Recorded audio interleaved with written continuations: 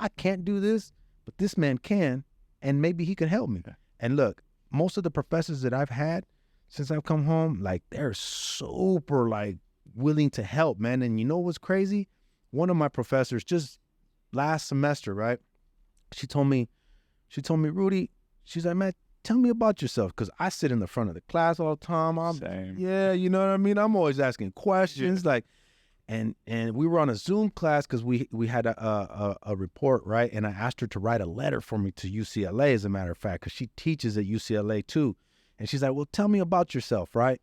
And I told her, man, I just was straight up, like, from childhood to being abused physically, mentally, sexually, all of that, right? And man, and then I told her about going to prison and all this, and bro, she cried, homie. She's like, I can't believe it. She's like, I would never thought that you spent that much time in prison. She's like, if you would have never told me, I would have never even known. What are you rebelling against?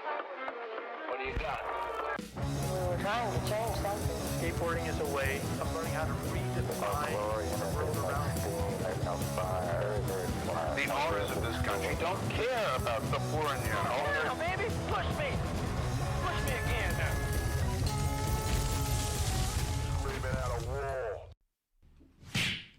Can you make sure I look good?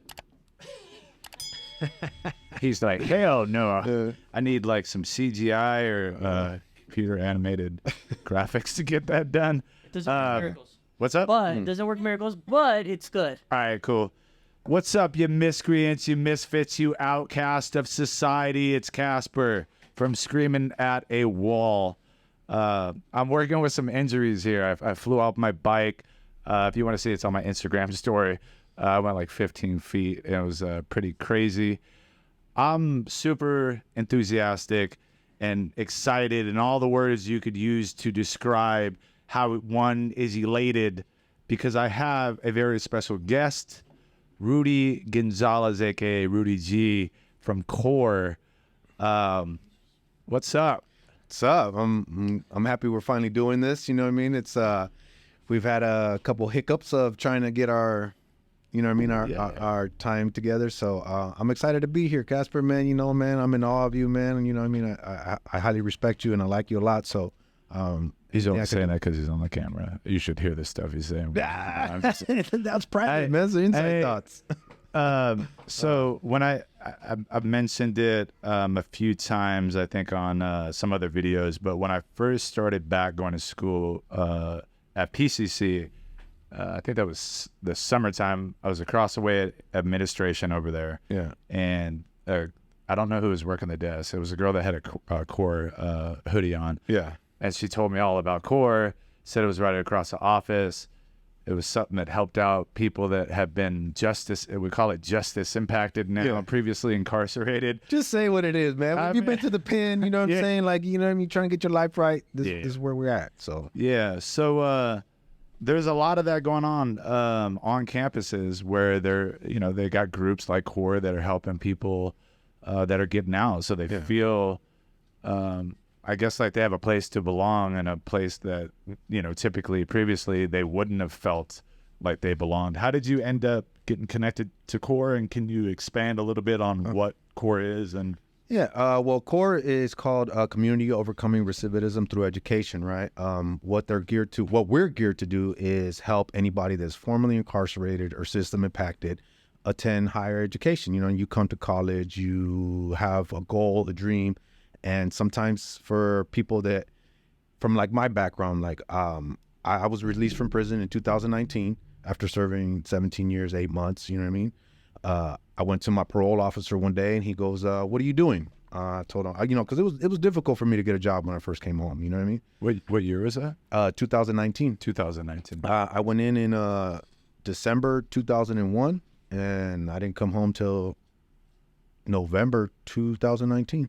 So I just came to school, I enrolled, I did all the whole thing. But at the time, I didn't know about CORE. So I go to my parole officer one day, and he's like, what are you doing? And I'm like, well, I'm going to school. He's like, you're not working? And I'm like, well, no, man, sorry, it's difficult for me to get a job right now. And then he goes, where are you going to school at? He's kind of like a hard ass, So I told him, man, I'm going to Pasadena City College. And then he goes, have you heard of CORE? And I'm like, no, what the hell is that? And he's like, man, those people will help you. He's like, you need to go over there today. And I'm like, all right, man. Like, you know, I'm on the bike. You know what I mean? I couldn't get a license when I came home because I had 4 prior DUIs before I went to prison. So I'm on the bike. You know what I mean? I went to the DMV. They were like, no, you can't get a license. You got to do 18-month alcohol classes. And then, you know what I mean? SR22, get an SR22, and then we'll give you your license. So I get on the bus. I come. The bus drops me off right here, and I go look for the core program on campus. And then I start. I meet this guy named Alex. He was like one of the advocates there at the time, and man, they embraced me, man. They told me, look, man, this is what we can offer you. We can offer you help with enrolling, with financial aid, with all of these things. And then I met other people. I met Anthony Francoso. He's a professor. He's a doctor professor here. He teaches sociology. I met Ariana Resindi. Her dad's name is Flores now. So I started meeting all these people, and they just basically embraced me and told me, man, I told them my little story, how I went to prison. And then, bro, from then on, it was just doors started opening, man. I started listening, you know what I mean? I started embracing the whole aspect of education. I took it full force. Like I went all in, and it's true, man. It did change, like, the opportunities that were set before me, you know what I mean? It put me in places where I got to meet people. I got to network. I got to be around like-minded individuals that were not like the people that I hung around before. That's very important, I think. Absolutely. Yeah, because, for sure. Yeah, like I always go back to a saying. I don't know who said this, but it's stuck in my mind, man. I read this when I was in prison. It said, "The mind once stretched with a new idea will never go back to being the same."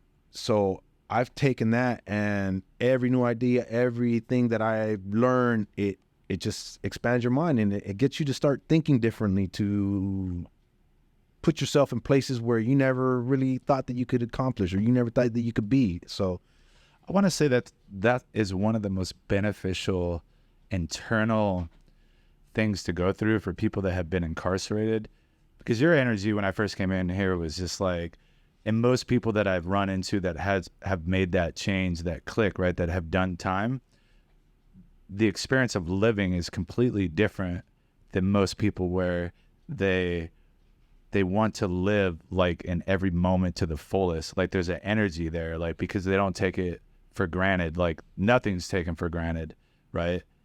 I mean, not like being able to, like, it doesn't matter. Like when I got in that accident on my bike, I was just like, I got up and I was just like, man, I'm happy to be alive. I'm happy to be free. Like it was like, that never stops. Like it really doesn't.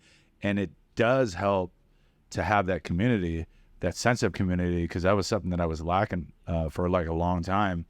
And so my first experience with coming back into a space like this was meeting someone like you.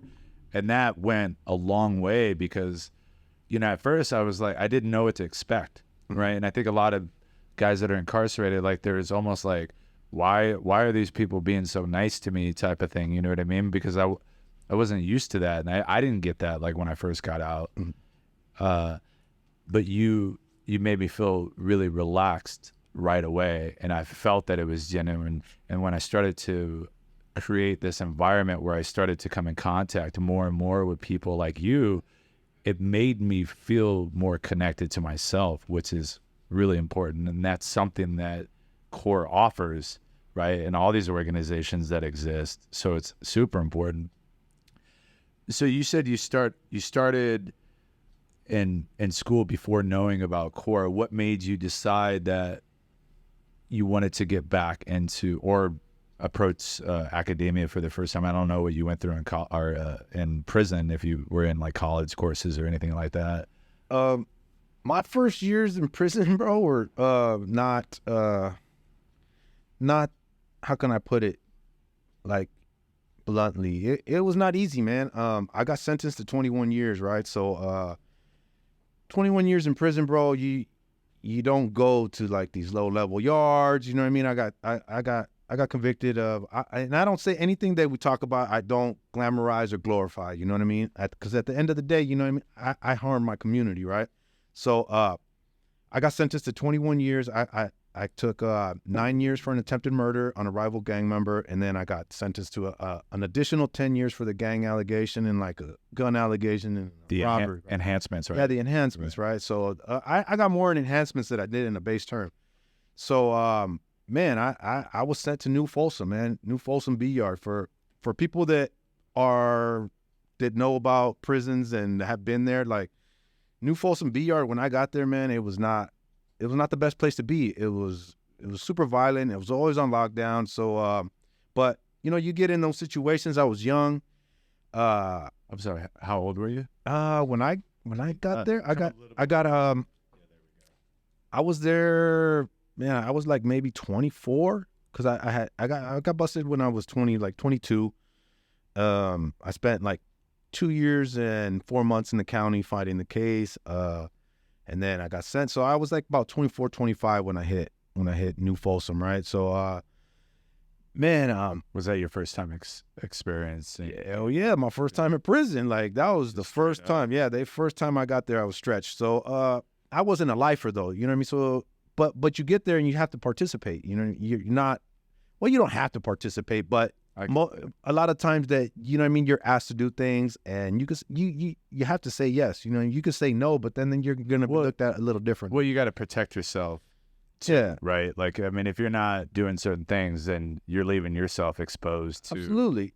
You know. So, but like I said, man, the homies embraced me, man. Like, the sur, it was, for me, I have the utmost respect for that life to a degree, but it's not the life that I want to live anymore. You know what I mean? And like I said, I have respect for them, but it's not what I want for myself. So when you get there, you're young, you're a little naive, you're kind of like you're impressed by the whole thing. You know what I mean? Especially if you come from that lifestyle. If you come from the streets, you go to the county, then you go to prison. It's like, man, this is where I want to be. So at first, I was all gung ho about it, right? But I've had a couple good cellies, man, that like sat me down and they were like, "Hey, youngster, check this out. I had a cellie, man. His name was Dean from Sangra, right? I'll never forget this dude, man, because he was one of the first dudes that like sat me down in the cell. Was like, hey, youngster, you gotta calm down, man." And like he had like a whole like little library in his locker, right, of like educational books, of like cultura books and all this, man. He's like, "Look, man, I want you to start at one side and read the other one." Like by the time me and him became cellies, he had already been down like a good 14, 15 years, and he came in with 3 years, right? So, you know what I mean? He would tell me about like, "Man, you know, I kind of regret spending all this time in here," shit like that, right? But at the time, like he was still a jackass too, you know? We were both jackasses, right? Even though he was older, but so I started paying attention to him, you know what I mean? Even though like he taught me how to like cut metal and all this crazy shit that you learn in there, like it's a trip. So I started reading, and like little by little, my mind started to change a little bit. Like, you know what I mean? You get a little education under your book. I started taking college classes. What was the first book that you read that really was like influential for you? I think it was Zapata and the Mexican Revolution, man. Was that it? Yeah. Yeah. Hey, and you know what's funny? Because I'm not even Mexican, right? So my background is I'm Salvadorian, but we're all raza, you know what I mean? So I read that book and I started thinking like the things that he was talking about back in their revolution, like how it was so relevant to the times, you know what I mean? Like we're still going through a lot of the things that they were going through back then. It's like, fuck, you're still doing the same shit. Like society is kind of basically a little similar, even for how much time has passed, you know? So I started reading these books. I started, you know what I mean, starting to listen a little more, and then you see a lot of things that go on, and then you participate a little bit, you know what I mean? I caught a couple of shoe turns. Next thing I know, I turned, I don't know, like maybe I want to say like 6 years in, I started realizing like, fuck, man, I done added more time to an already long sentence, you know what I mean? So you come to a point where it's just not what you see yourself living, like the life you don't want to live for yourself. Do you think that you would have thought that if you hadn't had that celly and he turned you on to certain things for you to already start to get that mind going in a different direction? I don't think I would have, man. Like, because he was super influential to me, man. Like, he was a good dude, man. But at the end of the day, that fool he was a killer. You know what I'm saying? Like, and these are the things that you look back on the time, and I think to myself, like, damn, man. Like, if me and him would have ever had a problem, like, that fool would have probably just slit my throat. Yeah. And like at the time, you don't think like that because you think, oh man, we're all united, we're all homies, we're all this, we're all that. But like, fuck, if I would have got out of line with this motherfucker, he was bigger than me too. You know what I mean? I was like 150 pounds at the time. You know what I mean? So, but you think about these things and you think like, damn, man, like that fool did have compassion enough to try to at least mold me in a different direction. You know what I mean? And so like these kind of cellies that you have, like they leave an impression on you, and he did leave an impression on me, man. And to this day, I always think about it. I even tried to look him up when I came home, right? Couldn't find him, but Have you tried again? Nah, I didn't even try again. You were here actually when I talked to him for the first time, but the lifer Twig, he's been down since 1980. Yeah, he was one of the lifers that he started steering. He's the one who got me into like boxing too.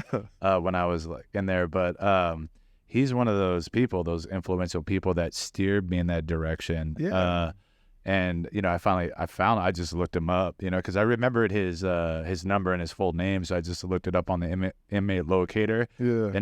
But there was like this rumor that he was dead for a long time, and apparently I found out after the fact. I thought it was like hepatitis because he had hepatitis C at the time. But he ended up like getting beat up like really bad, like jumped, and he went to the infirmary. But on the way to the infirmary, they said that he was dead. Like he died for like 14 seconds. So everybody on the yard thought he had died, and then I think they transferred him somewhere else. So everyone was like, that dude's dead. And so there was this rumor going on for like a long time. So I was like, I was happy as can be when I found out that he was alive. And now we have this connection where we're messaging each other like almost every other day. It's just because that meant a lot. It was like a dad to me. Like he was that dad that I didn't have. So it was like to have that connection and to be able to carry on and like to tell him about like what I'm doing and like everything. Like it makes him proud because he knows that he had an influence on me. So I think that's huge because like at the end of the day, man, some of these people that are not coming home, like that's why like somebody told me one time, like he told me, man, Rudy, you going home, man. He's like, don't pee in the water.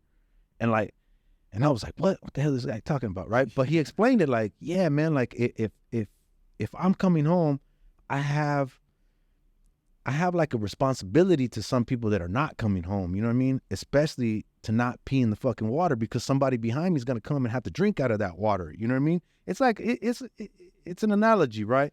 So I try to live my life like that now. Like, I tried to live my life where I don't want to fuck it up for other people coming behind me. You know what I mean? Especially if they're putting in the hard work to get their ass home. They have to probably go through many more hoops because I wasn't a lifer. I had a determinate sentence. It was just a long sentence, but I had a date. You know what I mean? And yeah, I fucked it off a few times where I extended that date, but I made it home. You know what I mean? And once that idea got into my head where like you can't keep messing it up for other people, man, because at the end of the day, man, like we have that responsibility to show society like, hey, man, we can change. The stigma of incarceration is not you're always going to be a jackass. It's, man, it's redemption that you made a mistake. You know what I mean? You took responsibility for your actions, and now it's time to make the right choices. So when you are let back into society, you can show these lawmakers that they are making the right decisions by rescinding a lot of these laws that add decades to people's sentences just because you had a gun. You know what I mean? You're not even being charged for the crime anymore. You're just being enhanced. Like the base term carries 3 years and you're getting fucking... My brother got seven to life and got 60 years of enhancements. That's what I'm saying. That's like, you think about that like, man, you enhanced already a crime. And in the law books, it's like, hey, man, this is the law. You broke the law. It's 3 years. But now they want to say, oh, we're going to give you another 25 because you had a gun and had bullets in it. The fuck? Like, that sucks, man, for a lot of these people. So a lot of these people that are coming home now, it's it's my responsibility. I'm not saying anybody else because I'm just talking about For me yourself. personally. Yeah, Mhm. it's my responsibility to not mess it up for the next person by coming home and still being a jackass. Like, man, if like Muhammad Ali said it, man, if you still think in your 50s like you did in your 20s, then you just wasted 30 years. Right. You know what I mean? Like, you can't do that anymore. Well, I can't do that anymore. If you still want to do it, then they got a place for you. You know what I mean? Yeah, I was gonna say it's just a growth mindset versus, you know, a fixed mindset. Yeah, absolutely. And I mean, that's like why you're in the position that you're in, right? Is to also like pass that on to people that are a part of that system, right? Because I went for so long without actually being committed to helping others out. Like, and I always felt like, well, like, who am I? Or like, well, you know, it's just my experience. But I mean, I almost feel like obligated now to make sure that, like, because I have been out for so long and been successful, it's like, I'm not going to let that go to waste. You know what I mean? I'm doing it for myself, but there's also this idea and this sense of like community, like being a part of something. That experience, I came to realize, wasn't for nothing. Like, that was my spiritual path to walk. And it didn't stop after I got out. Like, yeah, I had to figure out stuff for myself. And I think that was always like my viewpoint was like, I haven't figured it out yet. Right. And for myself, like, completely, but I'm not going to, like, I'm always going to grow. But a part of that is to bring that experience and allow others to grow from that experience. Right. So they don't have to like go through those things, you know, or to just be there for somebody that has like, I mean, I've gone through so much stuff as an individual, like, you know, for the last, you know, it's been like 20 years that I've been out. Right. Congratulations. I mean, that's an accomplishment. but that's what I'm Yeah. like. And like, for me, I always downplayed it. I always minimized it because, you know, like growing up, like you minimize any sort of accomplishment, Yeah. right? Like, that's a huge deal, but there's more to it. Right. And I think being in this sort of environment reinforces that sense of aspiration or motivation or self-confidence, right? Because you're around other people that are like, hell yeah. Yeah. That's a big deal. Like, own up to it. Like, congratulate yourself on it. You know, like any feat that you have in your life, right? Like, for you, like, you just got accepted into the master's program at UCLA, right? Yeah, go Bruins. Come on, UCLA. I didn't get in there, but it's cool. I'm going to UC San Diego, but it's all right. Maybe for the masters. But I like, for me, when I heard that, I was so proud because I know like what that takes from the experiences that we've had to get to those places. Yeah. That's a major accomplishment. I look. Somebody look. There's this person that works here at Core, right? She told me one day, she's like, Rudy, you're going to Cal State LA, because I'm gonna graduate Cal State LA next week, right? And I'm with my bachelor's, right? And I didn't apply to UCLA for my undergrad because I was comfortable, man. I got comfortable, a little bit comfortable in the little bubble that I created. You know what I mean? I have all my work is here in Pasadena area. So I didn't even apply to other colleges. I just went to Cal State LA because it's close, it's convenient, and things like that, right? And UCLA has always been my dream school. You know, I'm from Pasadena, so it's like they play at the Rose Bowl. Like I could hear them from my house. Everybody has their flags in front of their house. Yeah. So when she told me, man, Rudy, man, you got to get out of that bubble, man. Like you've created this little bubble for yourself, and you're getting complacent. And I was like, man, this motherfucker, man, she was right. You know what I mean? And so that kind of resonated with me, that me as a person, especially that I've been incarcerated, sometimes we do have a tendency to get comfortable in what we do. Like, you know what I mean? We set a routine for We ourselves. like that structure though, right? Yeah, you know we what I'm definitely saying? do, yeah. And you wake up, you go to work. But in prison, it was like you wake up, you work out, you go to yard. You know what I mean? So I kind of started, like, all of those little things that I had in prison, I started to do it here, but on a different scale. Like, yeah, it was close to go over here. It was close. My job was here. So when she said that to me, man, that hit me with a ton of bricks, because I know what complacency does, man. It makes us comfortable in the little shell that we created, and that's when you start to slip, right? So I was like, man, you know what? You're right, man. And I'm glad that she was able to feel comfortable enough to tell me. And I was glad enough to be like in the state of mind where I accepted that criticism, you know what I mean? Because, you know, sometimes we don't accept these little things when people jab us, you know what I mean? We take it offensive. And so I was like, all right, man. So I applied to UCLA for my master's, man. I applied there. I applied to Cal State too. And I applied to CSUN. And I got into both of them. You know what I mean? I got into Cal State and I got into UCLA. But man, that kind of like burst my little bubble. Is like I don't give a shit if it's 30 miles away to go to Westwood from over here, or however Metro, a walk. Yeah. So I think that's one of the biggest things that if I could share with anybody that's formerly incarcerated today is like, man, we can't get comfortable, man. We can never be comfortable. You know what I mean? Because that's when we start to have the little, for me, that's when I start to get little insecure. You know what I mean? I start to have that little self-doubt, you know what I mean? And those are the kind of thoughts that we need to extinguish for our mentality. And I feel, and I'm thankful for her because she told me that, right? And I'm just thankful for that type of thought process, that I can accept that from somebody else. And that's what I think is beautiful about CORE, man. Like, we have many different personalities here. Like, you have men and women that have been formerly incarcerated. Like, there's one person here that I've always taken her advice, man. Like, her name is Ariana, right? Like, anytime she's ever told me, from the time that I became part of CORE in 2020, right, to now, like, she's been an inspiration to me, man, because she went to the pen too. When she came home, she got her bachelor's, got her master's. Now she's a professor here, right?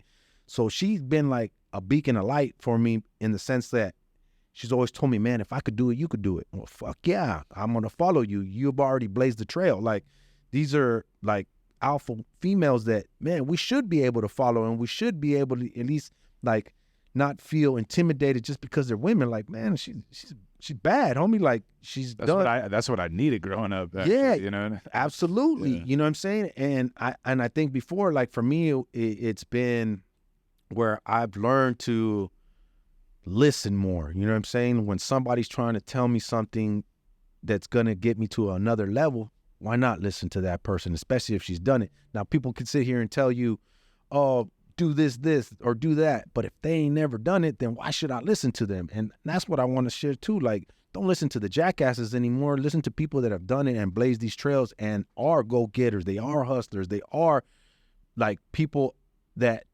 have these goals and these aspirations. And those are the people that I think we should emulate. You know what I mean? At the end of the day. And like I said, man, like, I'm just thankful that we created this little environment here at Pasadena City College where we have the space where you can come, man, and feel comfortable. Like you said, man, like, from the first time that you came into the space, you felt the genuineness of it. And especially for like myself, that I am formerly incarcerated, right?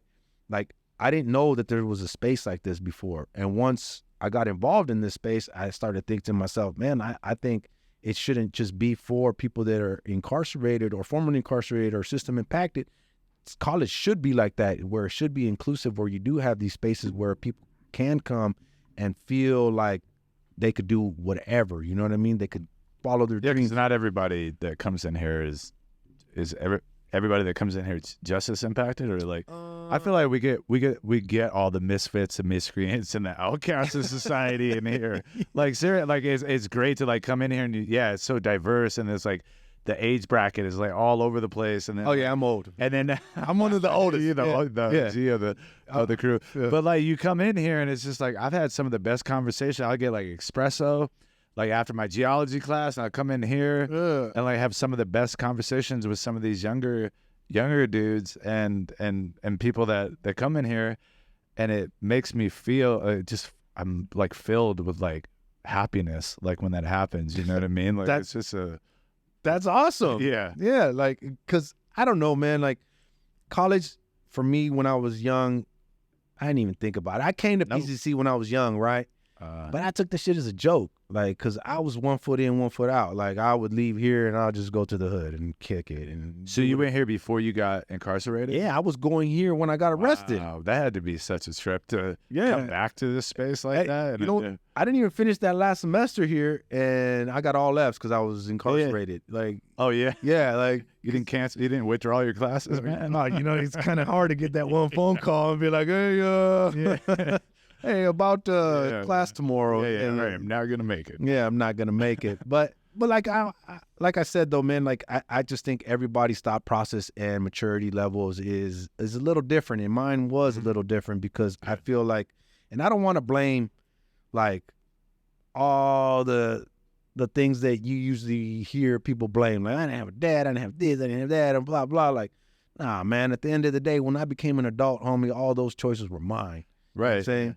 I chose to hurt people. I chose to carry guns. I chose to be part of a gang as an adult. Now, when I was young, when I was still a kid, like all the trauma that I did suffer, it wasn't my fault. And that's a hard pill to swallow sometimes because you feel like, why was I given that shitty ass hand, right?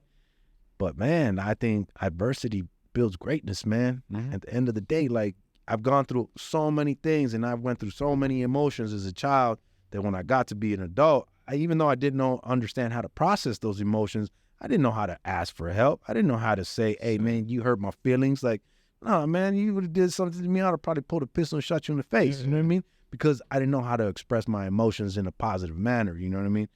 But as you learn and you learn to be an adult and you learn to say, hey, man, you know what, Kasper, man? Yesterday, man, when you told me that, you hurt my feelings, man. Doesn't take much to say that. And you know what? The person that you're telling that to might be receptive to, like, oh, did I? I didn't even know I hurt your feelings. I'm sorry. Yeah. You know what I mean? Yeah. Instead of being aggressive and taking matters into your own hands. So I think, like, I don't blame any of that anymore. When I became an adult, I take full responsibility for my actions, man. Yeah. And I think people should understand that, like, there are people out here that do realize, like, man, I chose to hurt somebody, and like I said, man, the person that I hurt, man, he didn't deserve that. His family didn't deserve that. You know what I mean? At the end of the day, I want to make amends to those people, not personally because they might not be receptive to that, but by the way I conduct myself now. And I think that's the biggest thing, man, because you can make amends in different ways, and that's what I try to do every day. Like I said, man, when you met us, man, you were like, oh shit, I feel comfortable here. That's making amends, man. Yeah. Showing the next person, like, hey, man, anything is possible here. Like, yeah. Now I'm doing it. oh shit, man. You know what I mean? Like doing it at another level. But I mean, like that energy transferred here, and now like I'm transferring. I'm putting it out there.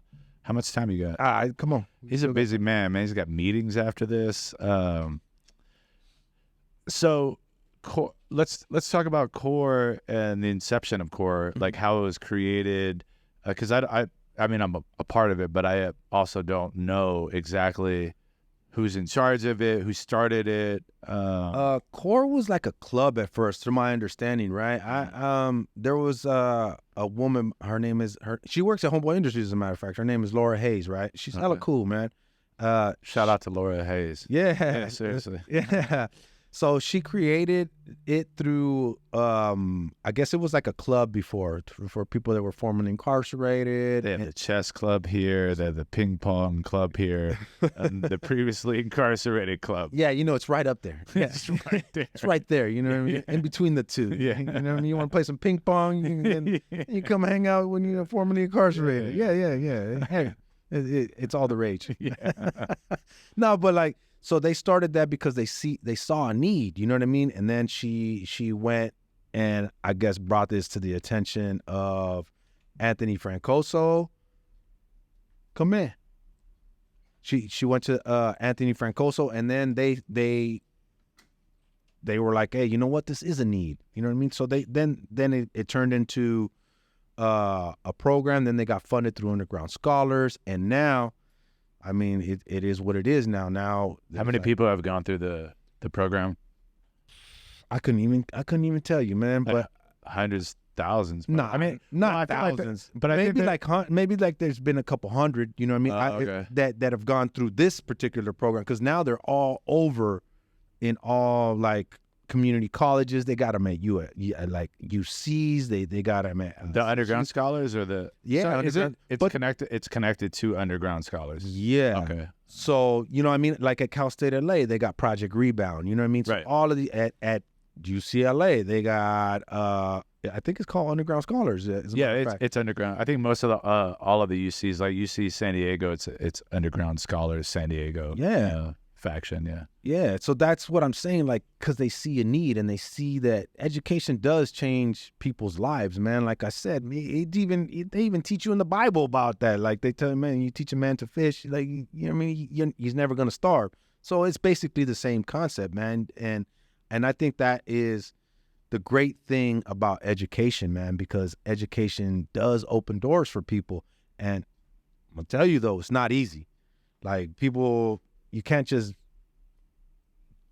expect the work to be done for you. You know what I'm saying? If you come to college, man, it's not easy, but there is help and there is resources to make it that much attainable to everybody. Yeah, don't be afraid to ask for help because that's something that I still struggle with, even in my geology class right now. Like going through it, it's a hybrid class, but I get to the point where I don't know how to like ask my professor, like I'm having trouble with this, and then I start to go through this whole process of like freaking myself out. Yeah. And then I eventually like freak myself out so much that I actually have to go and talk to her, and then I find out it's like it's all good. But it's crazy how much like you create that like over the years that you're not used to that. Yeah. And so you're like, no, she wants to help me. That's why she's there. Like that's why these organizations are there. They're there to help. And it's just, but I do think a lot of people that have been incarcerated or even grow up in dysfunction are afraid to ask for help. Absolutely, man. Because it's like for when you think of asking for help, man, especially as a man sometimes, man, and I hate to be like put a sexist spin on it, but man, it seems like a sign of weakness or something. Like, nah, bro, that's a sign of strength when you could fucking say, hey, you know what, man, I can't do this, but this man can. And maybe he can help me. Yeah. And look, most of the professors that I've had since I've come home, like they're super like willing to help, man. And you know what's crazy? One of my professors just last semester, right?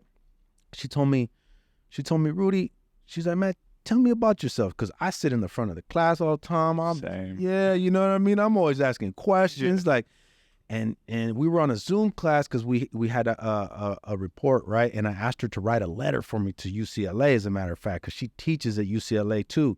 And she's like, well, tell me about yourself, right? And I told her, man, I just was straight up like from childhood to being abused physically, mentally, sexually, all of that, right? And man, and then I told her about going to prison and all this. And bro, she cried, homie. She's like, I can't believe it. She's like, I would never thought that you spent that much time in prison. She's like, if you would have never told me, I would have never even known. And she's like, man, Rudy, I'm gonna write this letter for you and I'm gonna try to get you in, man. And that's what I'm saying. Like, wow, we have to. That's pretty powerful. Yeah, like, but I think it comes from being like comfortable in telling your story to people, because some people aren't, you know what I'm saying? And some people are not at that stage where they can ask for help. But that's what you told me early on. You were like, Kasper, you have a story that needs to be told. And this is like one of the things that kind of registered for me. And I mean, shortly after I went to ARC, and then I was like, I'm, doing the membership thing. But that hit because I was always uncomfortable. It was my story, mine alone. I had to go through it again, like that. Everything was like on my shoulders. It was no one else's responsibility, right? But again, it's a story that needs to be told in order for other people not to have to go through those things that you personally went through. But yeah. But that was super. It resonated with me pretty hard when you said that. And like after that, I was like, he's right. Like do you have to go? I can help out with the delivery in the meantime while you guys wrap up. Okay. Because we got the appointment. Yeah. At 2, right? Yeah. You guys do your thing. Okay. In the meantime. Just come back and then we'll go. Yeah. All right. No, go on. Sorry about that. Oh no, you're good. I'm telling you, he's busy. He's a busy man. They're doing big things here. Well, actually, we're going to the Chipotle? no Chipotle. we're gonna go get some. We're gonna go eat some food. You know what I'm saying? It's burrito time. No, we're going to the work resource center, man. We're trying to set up some type of agreement with them for our students. Like if you need a job, like, you know what I mean? 'Cause some people they need to work. So they need to work while they go to school and just make it a little easier for them. You know what I mean? Because at the end of the day, man, some people got bills to pay. Yeah, that's dope. No, go on. But what'd you say? That I told you what? I don't. You were telling me that everybody has a story. Well, you were saying specifically me. I mean, I'm sure you tell other people that, but like I started hearing that a little bit more, right? Like coming in these spaces, and then, but it started with you about, and it made me realize that I was like, what was my journey? Like, what has my journey been? You know, what has my experience been? And I, again, never really wanted to put it out there. I always felt like that I had to carry it on my own shoulders, right? And, I had my skate shop. I had the community. That was great to build a community. But ever since I got back in this space, right, I've felt so much more comfortable, right? Like I had the same conversation with my professor where I kind of told her about my background, and she was like, I would have never guessed that you were, and I was like, how do you not know from the single needle? But people don't know, right? They don't know that anymore, like No. the blue ink or whatever. Yeah, they don't know that. They don't know. But that's also something to commend too, right? Like from our experience of being able to like go out into the world and like no one ever know, right? Like unless we tell them, because that means that we worked really hard at adapting to get back to our own, our own place.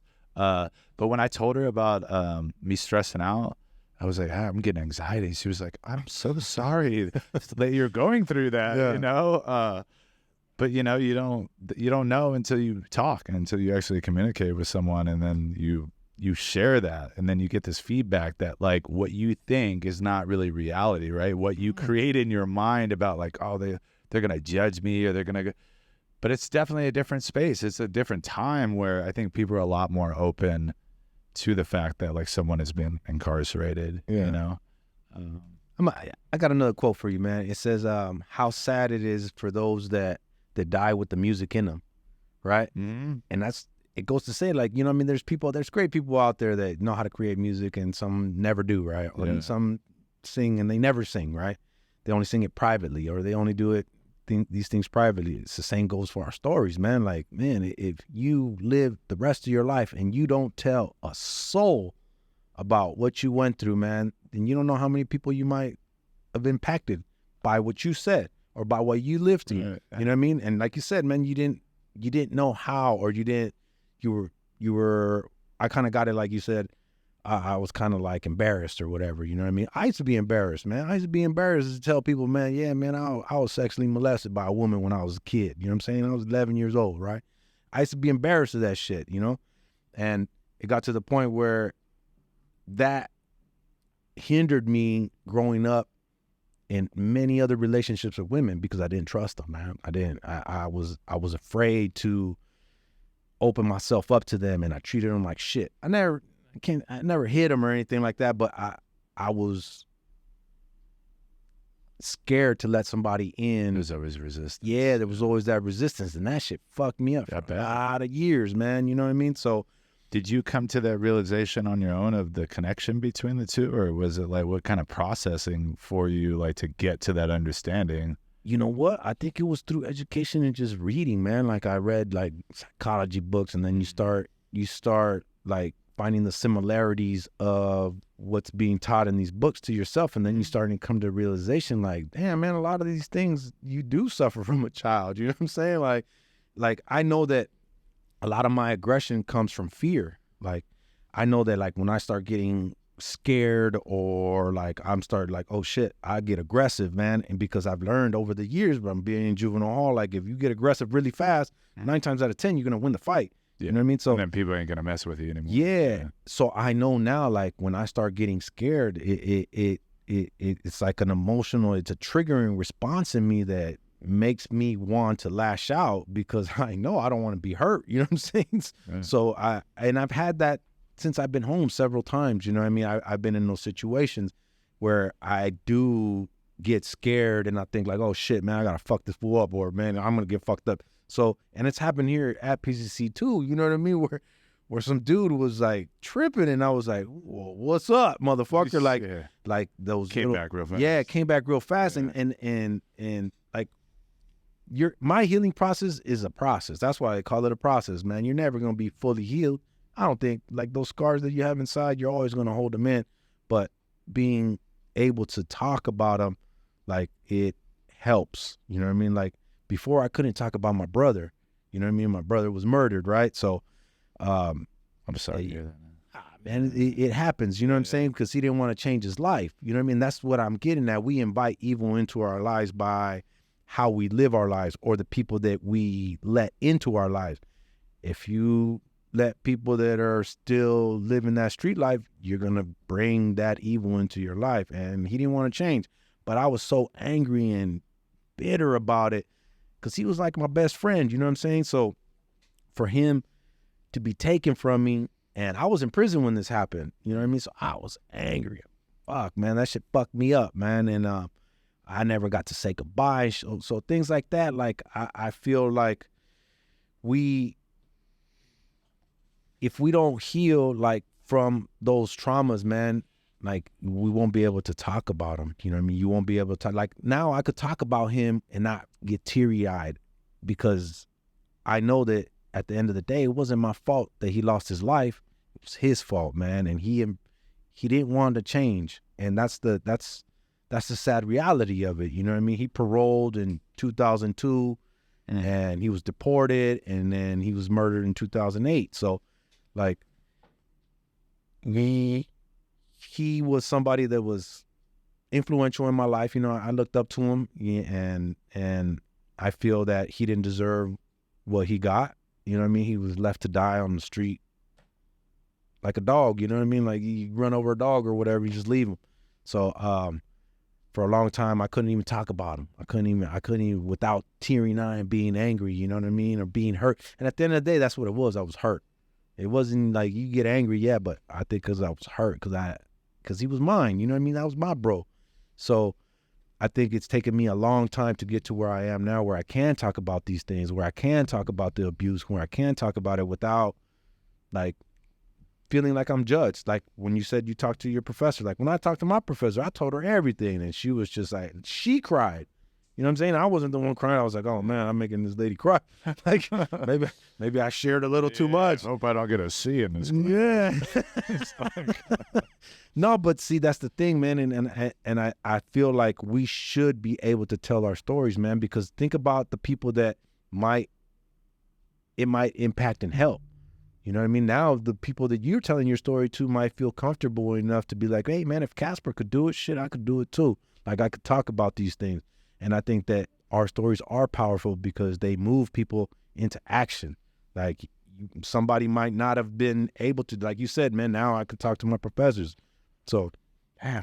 No, I'm just, I'm still reeling from you talking about your brother. I mean, it's heavy, man. It's heavy to talk. Well, I mean, Yeah. well, no, I mean, I'm just saying in general, because like, my brother's locked up. I told you he's 21 years in. So just, I've never been able to have that like connect, like that real like connection to a brother. Even, I miss him, but it's just like, I can't imagine if like he got out and then just something happened to him, But I mean, in terms of like processing stuff is also really important, right? Like, I mean, that's what I've understood about certain, my dad passed away and I hadn't seen him since I was 16 years old, and I mean, my brother and I were like, he kind of left us hanging. It was like this last, like, F you to us, the way he went, and the story that he was telling about his kids. Mm-hmm. Like I processed it, like when he left, like, and it wasn't like I wasn't angry. I felt a lot, and there was to varying degrees, but I allowed myself to like grieve that loss, right? Like that I would never see him again. Like I had to process that, and I'd never really allowed myself to do those types of things before, was to just accept whatever was going on internally and then let it go. Right? So I can live life, and then I can give value to myself and to the other people instead of being sad and depressed or like, but a lot of that comes from not actually like processing that stuff, you know? So, but anyway, The process part is like, it is deep, man. And like I tell you too, like I didn't just start doing that. Like I started in prison, man. And you know what I mean? I once I decided to not be a jackass anymore, once I decided to like take responsibility for myself, it's a bitter pill to swallow, man, to sit there in prison and be like, you know what? I'm the cause of all my destruction. Like there's no like finger pointing like, no, it's because of you. I'm here. The no, system. fuck Yeah. like, no, fuck that, man. It was me, man. Yeah. But once I did, like, it was like a relief, because even though I know that I was warped-minded and I had a warped mentality in the sense of how I saw life, like, I didn't give a shit about anybody when I was on the streets before. Man, you got out of line, it was I on. was a psychopath. Yeah, like, yeah. man, like psychopathic like tendencies, man. It's crazy. Well, and you know what's crazy is like you have 4 or 5 solid homies, right? And they all think like you, and you guys are all fucking the same way, and you feed off that energy, and it's oh man, I can't tell you how many times I think back and I think, damn, man, why did I do that? Like, man, what was I thinking in that time? But it took a long time for me to get there. Like you said, you process things. You take the loss of your dad. That shit's hard, man. Like, because that's your dad. You know what I mean? I don't know what it feels like to have a dad, but I know that, fuck, man, I wish I would have had a dad. Like, how would I maybe have been a little bit different? Maybe he could have taught me things that no other people could have taught me. You know what I mean? So, but now I'm a father now. I got a little dude, right? Yeah. And I think about all these things like I'm pretty sure you do as a father. Like, you think like the things that my dad didn't do, oh, I'm going to do. You know what I mean? Yeah, because you have to do that. You have to build. I want my child to know, like, man, it's okay to ask for help. It's okay, like, to say. I always tell my daughter, I was like, whatever, I don't care what is going on inside of you. If you think whatever it is, you tell. Like, I'm so big on telling her, I don't care. Just tell me what's going on. Never feel like you have to hold anything in. Like, and it hits differently, like, when I say it to her, because Is that? why are you talking to me like that? Why are you like? But is that a result of because your dad didn't do that? Yeah, I mean, well, that's what I'm saying. Like, Yeah. I mean, he was in and out. Like, I mean, it wasn't like a consistent thing, but like, and then he just kind of like dropped my brother and I, like, just like, it was it. Like, we didn't talk to him at all, you know? But yeah, I mean, my daughter's life is a contrast, like a stark contrast to the way that I had parenting, right? And Yeah. it's from that experience of going through it, it's like, this is actually what I wanted and what I needed. And so we know what that is. So we like, here. Yeah. Here. So yeah. that's powerful, though. But have you gotten to the point where, like, are you bitter to your dad? No. Are you angry? No, I mean, like for me, I was angry when I heard the stories he was saying about my brother, because I had found out, I'll make it quick because I know that you have to go, but I found out by accident that he died. Like, it wasn't like you know what I mean? Like, someone called it. He didn't try to reach out to his sons or, like, you know, my mom's or anything to say, like, hey, I got cancer or whatever he had. Oh, it was a stroke. But I found out through, like, searching up on the internet, through a Facebook post, because I would, like, randomly try to find him. And I saw this post from somebody in Washington, and it had my dad's name, like, in the post. And so I did some more research, dug a little bit deeper, and then connected these dots to this guy that was saying, oh, this is my buddy that lived, like, you know, the same house that he was living at. And I reached out to this guy, and he didn't want to tell me anything. He was like, oh, I don't want anything to do with you. You guys didn't want anything to do with your dad. Like, whatever my dad told him to live his life in a way that he didn't feel guilt about, because I'm sure he felt guilty, right? Like, but he was also alcoholic, Vietnam vet. Like, you know, he was fucked up. Yeah, like he had his life. And I realized I had come to terms with a lot of different things in my life. And that was like, for one, not blaming anyone. It's like, you know, once I got to that stage in my life where I became the adult, it's like, okay, this is why I did those things, right? But where am I at now, and what do I want to do? Because now I have that option, right? Like I have to work through some of this shit a little bit harder. Yeah. A little bit. A little bit. But I have that power, right? Like to do what I want to now. But it was just like I was kind of upset. My brother and I were just like, that was a little middle finger to us, like, and because all the stuff he was saying was like just lies about us not wanting to have anything to do with him, and like it was. But see, that's the trauma that he probably went through. No, I know. Yeah, like, and so I did. So I let that happen. Confusion, you know, like, because that was whatever I was going through was that kid that just wanted his dad around. Like when I was going through it, and it was just like, well, now I don't have to look for him anymore. Like he's gone. Like, you know. That I think that we have to be accountable for our actions, man. And I think, like I told you, man, it was a bitter pill for me to swallow in prison when I realized, like, man, and we could come back and I'll tell you that whole story where the thought process really started. No, I would definitely love to have you back when you're not so busy doing your thing, but you're doing good things, and I hope that I can show the world, like, man, like, especially people that need to hear it the most, you know what I'm saying? Especially those people that are coming home and don't know where to go. Come here, man.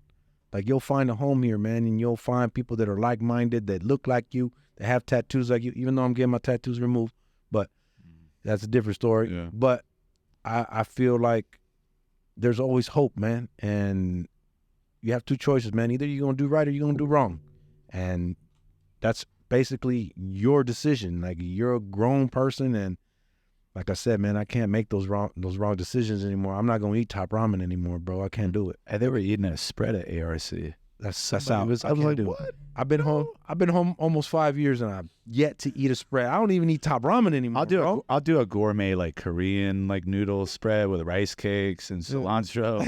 I upgrade that. Definitely no Nissan nice and ramen, but anyway. Yeah, I can't do it. Nah. You know what I do eat from prison still, though? I still eat peanut butter jelly sandwiches, bro. Oh, that's not a prison thing, though. Do you put it in a plastic bag and squeeze it? Hell out no. and I mix it? just put this shit in between two pieces of bread. Like a normal human being. Yeah. But I ate peanut butter and jelly almost every day in prison, bro. I put peanut butter in my chili ramen. Chili flavored ramen. See, you got little issues right there. I know, that's what I've heard. Hey man, I want to say thank you for finally meeting up and being able to do this with me. If you haven't already, please like and subscribe. If you're listening on Apple Podcasts or Spotify, subscribe to that. If you're watching on YouTube, make sure you subscribe, like, and share. Definitely goes a long way. I think we're going to have Rudy back so we can get a little more in depth into his personal journey, because I think he has an exceptional and worthwhile story to go into. Been through this, man. Oh, is that right? I hope not. I really hope not. Hey, Kasper, thanks for having me on, man. Like I said, man, we're here at Pasadena City College, man. Any shout outs to anybody? Would you like to say anything before we go? I just think the whole core family, man. Anybody that's ever been incarcerated and it feels like you're not welcome anywhere, you are welcome, man. Yeah. And your story's powerful, man. Regardless of what you did in life, like, there's always redemption, man. Like, America's built on second chances, man. And like, I just hope that people understand and realize, like, man, it's never over, man. It's never over. Like, like, you're always able to bounce back. Like, I've read biographies where people say, man, they started 10 businesses before they got it right. Yeah. Like, to be able to fail 10 times and still get back up, that shows like, man, you got moxie, man. Like, you get back up. Moxie. I love that word. Yeah. Moxie. You got moxie, kid. You're a bum rock. You're a bum rock. All right, that's going to conclude this episode of Screaming at a Wall. Until next time. Until next time? Did I say that? Same bat time, same bat channel. Yeah, all right, absolutely. Stay free. Peace. Cat, we gotta do this again, man. Why are you rebelling again? What do you got? We were trying to change something. Escape Skateboarding is a way of learning how to redefine the world around you. The owners of this country don't care about the poor and the Now, baby, push me.